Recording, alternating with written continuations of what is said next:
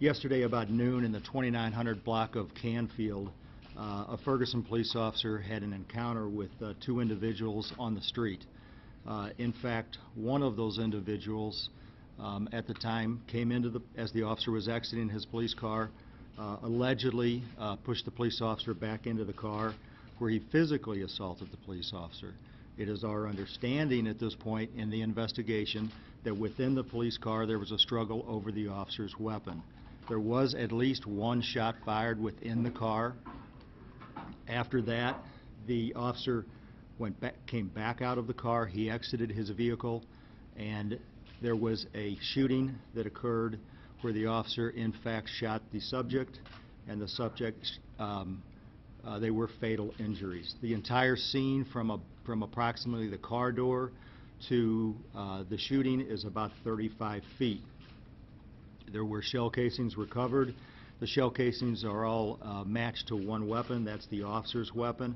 There were more than a few shell casings recovered. I cannot say at this time how many times the subject was struck by gunfire. It's hard to know. It was more than just a couple, but I don't think it was many more than that.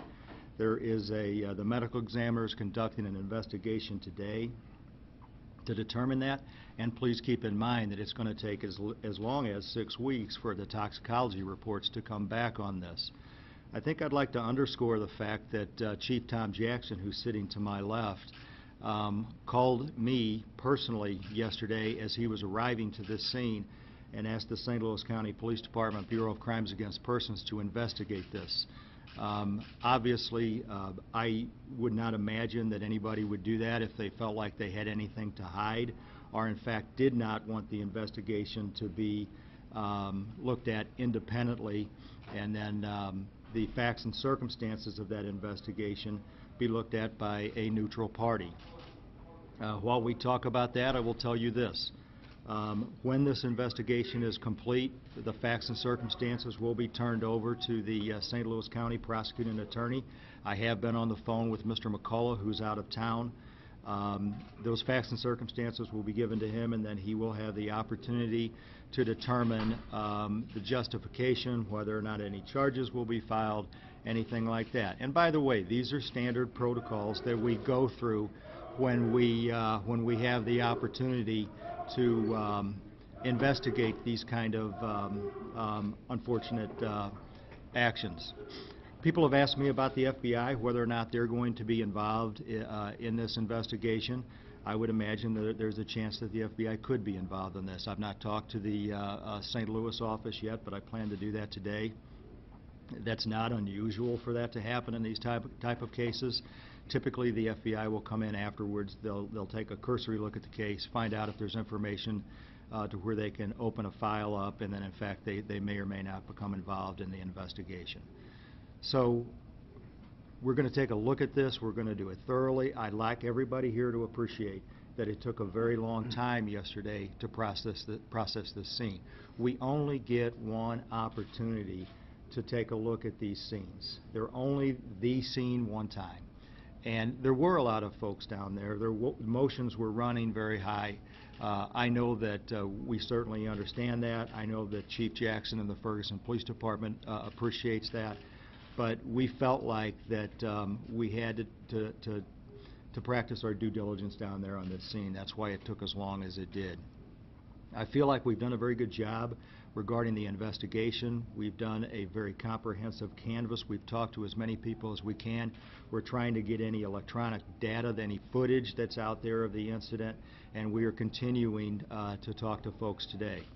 Two more things real quick. The officer who was involved is been on the police department about 6 years. I'm unaware of any other issues that he has been involved in during his employment as a police officer in the city of Ferguson. We also will be interviewing that officer more extensively today. We had an opportunity to speak with him, of course, yesterday, but because of the dynamics of the scene, we didn't get to spend as much time with him as we would have preferred, so a very comprehensive interview will be conducted with that officer today, who is in fact on administrative leave. Before he comes back, Chief Jackson assures me that he will have to go through 2 different psychological evaluations before he will be able to return back to duty. So that's basically what's going on with it. Again, the investigation is continuing. I would like to be able to even answer more questions than that. One of the questions was the other subject, the decedent, the 18-year-old, armed with a handgun, a rifle, any type of weapon at the time? The answer to that is no. It started out, the genesis of this was a physical confrontation. Ladies and gentlemen, I appreciate your time. Chief, can we very quickly just wanted to clarify one thing. There was a struggle in the car. He's 35 feet from the car. No, there's a struggle in the car that started this. Right. The entire scene is about 35 feet So was this kind of a during the whole wrestling match, time. so to speak? Did the struggle It continue was outside the car? it was a physical altercation within the police car between the subject and the police officer at the time that extended eventually out into the street. And that is in fact where the shooting occurred. The fatal shooting occurred was in the street outside of the police car. What I was trying to articulate to you is that this is not a very big physical scene at this point. Witnesses were saying that they were running from the officers. Were they still in close contact? Were they still wrestling, so to speak, when the fatal shot was fired, or were they fleeing at that point? I'm not going to be able to get into any of those type of questions. I haven't had the opportunity, even in fact, yet to sit down with the prosecuting attorney's office. I don't want to do anything that would ever prejudice this case on either side of it. Again, I appreciate your time. Thank you. Is he on paid administrative leave?